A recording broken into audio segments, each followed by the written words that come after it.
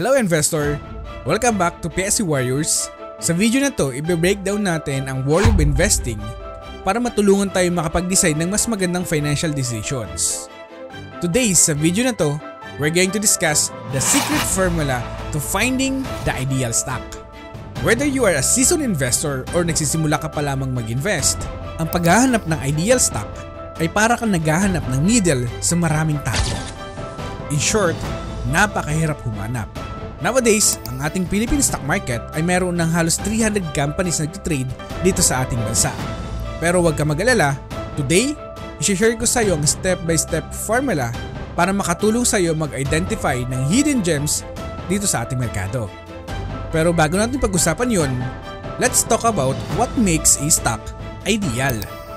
An ideal stock, typically, ito yung mayroong mga strong fundamentals, solid growth trajectory, and ito ay nasa undervalued category. So in short, nasa discount category. So, paano ba natin ito mahahanap?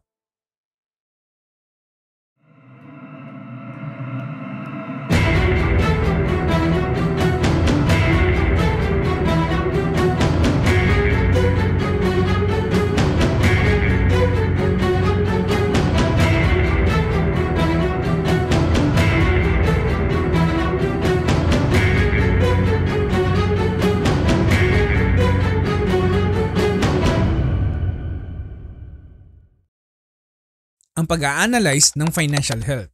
Karamihan na nagpa-participate sa ating merkado, ang unang tinitignan ay ang presyo kung bibili ba sila o hindi. Pero kung ikaw ay isang long-term investor, ang unang mo titignan ay yung mga key metrics, including dito yung revenue growth, profit margin, and also kung gaano kalaki ang utang. Kapag ang kumpanya na tinitignan mo ay mayroong consistent revenue growth and mayroong healthy na profit margins, ito ay isang indication na ang kumpanya na tinitignan mo ay nasa healthy position. Para mas maintindihan natin ito ng maayos, ang example natin dito ay ang stock na GSMI, ang Ginebra San Miguel. Kung papansinin natin ang history ng kanilang revenue from 2005, na ang kanilang revenue lang na nakukuha noon ay nasa 10 billion pesos, and fast forward sa taong 2023, ang kanilang revenue na ay nasa 53.6 billion pesos. Over the past 3 years, ang kanilang revenue ay mayroong compound annual growth rate na nasa 10%. Over the past 5 years, ito ay mayroong compound annual growth rate na nasa 14%. Over the past 7 years, ito ay mayroong compound annual growth rate na nasa 15%. And over the past 10 years, ito ay mayroong compound annual growth rate na nasa 14%. And over the past 19 years, ito ay mayroong compound annual growth rate na nasa 8%. Ito ay nangangahulugan na continuous na tinatangkilik ng mga mamamayang Pilipino ang produkto ng Ginebra San Miguel. Maliban sa revenue growth, ang isa pa natin na titignan ay ang income growth over time. Ang kanilang compound annual growth rate ay pinapakita sa atin na nasa very healthy situation ang kanilang performance. Pero lagi mong tatandaan sa business, hindi lahat ng panahon ay umaangat ang kanilang income at revenue. Kung mapapasin mo dito sa history ng kanilang performance, from 2011 to 2015, ang kanilang income ay puro negative. Dito pinapakita lamang sa atin ang normal na cycle ng business. Maaari din natin tignan ang profitability history ng kumpanya. From 2016 until now ay continuous na lumalago ang kanilang profit margin. Ito'y nangangahulugan na tumataas ang kanilang kinikita at maliban doon, bumababa din yung kanilang cost of production sa paggawa ng kanilang produkto. Isa pang key indicator na dapat natin tignan kapag tayo tumitingin ng isang kumpanya ay ang kanilang free cash flow. Gaano ba kalaki ang kanilang free cash flow? Napaka-importanteng malaman mo na ang free cash flow ay ito ay ang lifeblood ng kumpanya. Paano ko ito nasabi? Kasi may 5 kaparaanan para gamitin ang free cash flow. Una, pwede sila magbigay ng dividend sa kanyang mga shareholders. From 2000 until now, ay continuous ito nagbibigay ng dividend sa kanyang mga shareholders. Ito isang indikasyon na talagang pinapahalagahan nila ang kanilang mga investors. At isa din natin titignan pagdating sa dividend ng kumpanya ay kung lumalago ba ang kanilang dividend per share na ibinibigay sa kanyang mga shareholders. Kung mapapansin natin dito ay umaangat ang kanilang dividend per share na ibinibigay.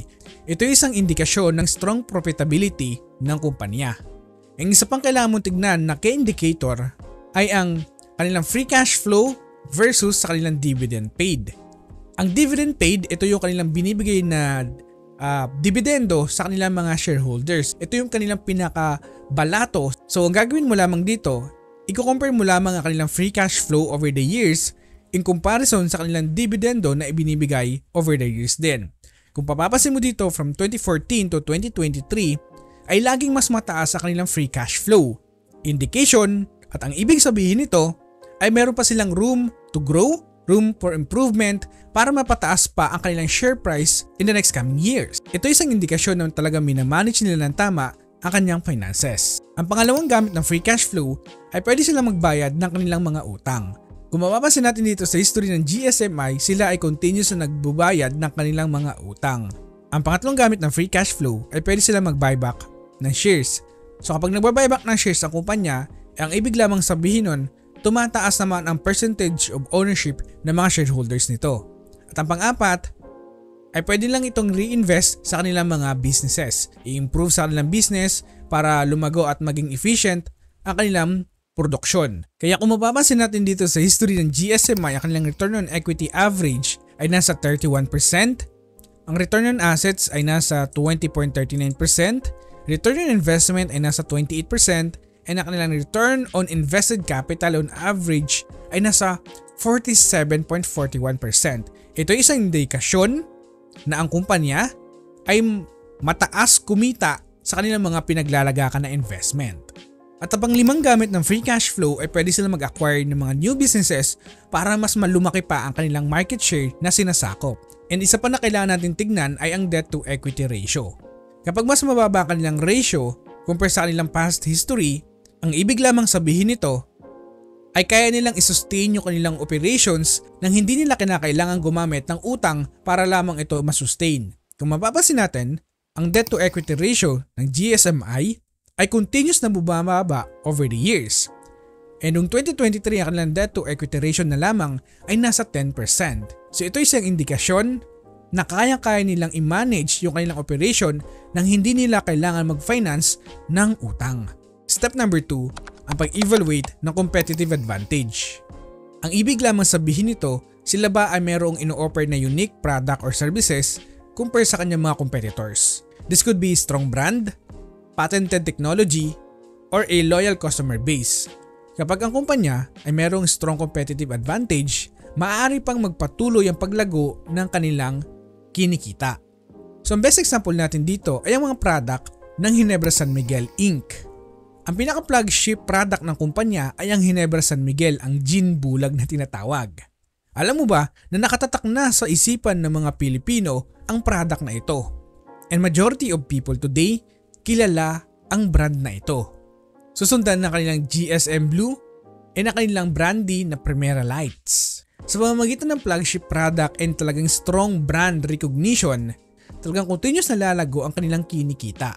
And isa pang paraan para mahanap natin kung meron bang moat ang kumpanya and continuous ba magpapatuloy ang paglago ng kanilang performance ay sa pamamagitan ng Big 5 numbers. Ito ay ang ROIC, equity, earnings per share, revenue, and free cash flow. And kung titignan natin over the past 5 years, nasa around 10% pataas ang kanilang Big 5 numbers. Pinapakita lamang dito sa atin kung gaano kadominante ang kumpanyang ito pagdating sa alcoholic beverage dito sa ating bansa.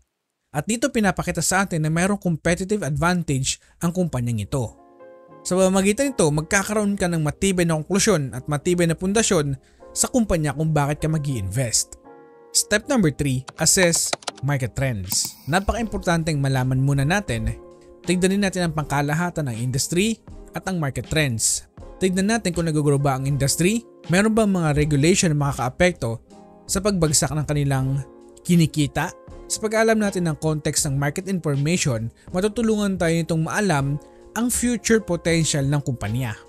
Now to give you an example sa Ginebra San Miguel Inc., way back noong 2011, ang kanilang revenue ay talagang halos bumagsak ng sobrang laki, no? From 23 billion pesos, noong 2011 ito ay bumagsak ng 14 billion pesos. Noong 2011, ang problema noon ng GSMI ay nagkulang ang produksyon ng kumpanya sa molasses. Ang ginagawa ng kumpanya ay nag-i-import pa sila ng molasses para lamang mapunan yung produksyon. At dahil dito, tumataas ang cost of production ng kumpanya. At hindi lamang yon, ang regulation ng gobyerno noong 2011 ay talagang tinaas nila yung tax sa mga alcoholic beverage at dahil dito labis na naapektuhan ang kumpanya.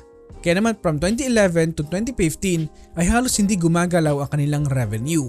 At dahil sa taas ng cost of production and sobrang taas ng tax, ang kanilang income ay talagang labis na naapektuhan. From 2011 to 2015 talagang ito ay nasa negative. Sa pag-alam natin ng kontekstong ito, magkakaroon tayo ng idea kung ano ba yung mga nangyayari and kung paano nila ito pinapalago over time. At dito pinapakita kung gaano ka-resilient ang kumpanya sa pagbabago ng regulation dito sa Pilipinas. Pagdating naman sa sector ng consumer staples, ang sector na ito ay talagang bubog pa rin hanggang ngayon. Ang year to date ay bagsak ng halos 2%, ang 1-year performance ay bagsak pa rin ng 3%. Pinapakita dito sa atin na talagang malaki pa ang potential na consumer staples over time. So over the past 10 years, ang consumer staples PE ratio ay nasa 16.4 times na lamang. However, ang average PE ratio dito ay halos nasa 23 times PE ratio. Pinapakita dito kung gaano ka-undervalued ang sector na ito. At hindi lamang yun, over the past 10 years, ang total revenue at total earnings ng sektor na ito ay continuous na tumataas. Kasulangan ito na kanilang PE ratio na continuous naman na bumabagsak. Now, understanding again this information, pwede tayong maghanap ng mga matitibay na kumpanya na mayroong moat and continuous na lumalago ang kanilang revenue and income. Sa pamamagitan nito, makakahanap tayo ng ideal stock na pwede nating paglagakan. Ang step number 4, I check the valuation. Kasi baliwala kahit na gaano kaganda ang financials, kung gaano kaganda kanyang fundamentals, and kung mayroon itong competitive advantage, pero nabili mo ito sa sobrang mahal na presyo. Sa pamamagitan ng paggamit ng valuation metrics, matutulungan tayo nito makilala ang tunay na presyo at para tayo ay makabili sa murang halaga. Na to give an example, ay pwede natin tignan ang history na kanilang PE ratio. Kung over the past years, ay mas mababa ang kanilang PE ratio compare sa average, ibig sabihin nun o nangangahulugan nun na nasa undervalued category ang kumpanya na nire-review mo. Pangalawang paraan para mahanap mo kung undervalued ba ang kumpanya ay sa pamamagitan ng pag-compare ng PE ratio ngayon ng kumpanya versus sa PE ratio ng same industry na kumpanya. Dito magkakaroon ka ng idea kung nasa undervalued category ba ang PE ratio ngayon. Kasi hindi lamang PE ratio ang pwede mong gamitin ang price to sales, price to book, and price to free cash flow para magkaroon ka ng maraming idea. Maliban sa pag-compare ng valuation multiples, pwede mo rin gamitin ang advanced valuation method para makapag-identify ka kung undervalued ba ang kumpanya na nire-review mo. So pwede mong panoorin itong video na to para magkaroon ka ng idea para hindi ka mag-overpay. So ilan lang ito sa mga valuation method na pwede mong gamitin para magkaroon ka ng idea. So kung gusto mong gamitin itong nakikita mo today, comment down below and ibibigay ko ito sa iyo agad-agad. Kung tatanungin mo naman ako paano ko nakakuha agad yung valuation ng isang kumpanya, ay ginagamitan ko ito ng aking research tool. So dito makikita mo yung research tool ng bawat kumpanya dito sa ating bansa. So meron tayong 11 metrics valuation method na ginagamit para mag-identify ng average intrinsic value ng kumpanya. And also meron din akong historical PE ratio and kino-compare ko ito sa aking assumptions information para mag-come up ng valuation in terms of future information ng kumpanya. Sa pamamagitan ng ganitong impormasyon, sa pagko-compare natin ng historical information and sa pamamagitan ng mga advanced valuation method, magkakaroon tayo ng matibay na pundasyon at matibay na konklusyon sa pag-invest sa ating merkado. And potentially, hindi tayo mag-overpay sa mga kumpanya dito sa ating bansa. Step number 5, monitor insider activity. Ang pag-monitor ng mga insider activity like the key executive and mga CEO, ito isang mabisang paraan din para ma-monitor natin yung future prospect ng kumpanya. Kapag bumibili ang mga key insiders, ang ginagamit nilang pera dito ay sarili mismong pera nila. Because sila mismo ang merong key insight sa loob ng kumpanya. Sila yung nagra-run everyday ng kumpanya. So sila yung mayroong malawak na information. Ngayon magbibigay ako ng example. Ang unang example natin ay ang Aboitiz Equity Ventures. So over the past 1 year, ang mga insiders dito ay continuous na bumibili. So over the past 12 months, mayroong 23.5 million pesos na pumasok na investment galing sa tatlong insiders. So, and over the past 9 months, mayroong halos 1 million pesos na pumasok galing sa isang insider. And over the past 6 months, merong 500k na pinasok ang isang insider. And over the past 3 months, merong pinasok na 222 million pesos ang 4 na insiders na ito.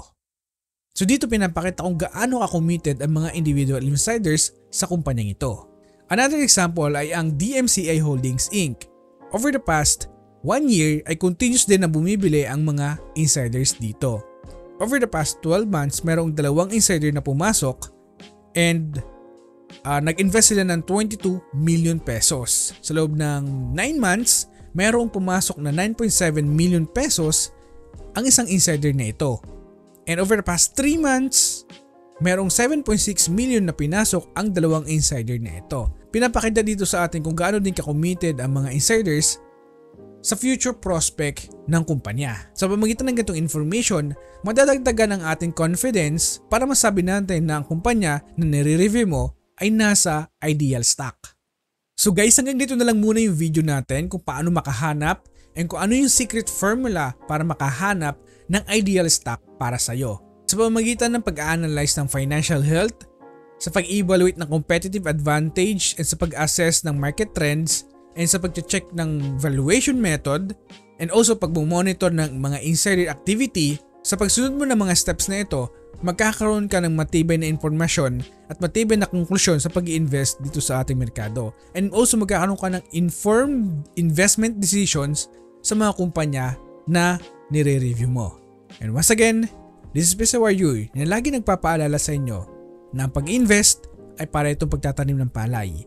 Alam mo kung ano pinakamahirap sa pag-invest at pagtatanim ng palay? Hindi yung sowing at hindi rin yung reaping, but the season of waiting. And once again, this is PSA Warrior na lagi nagpapaalalang, invest wisely and see you on the other side.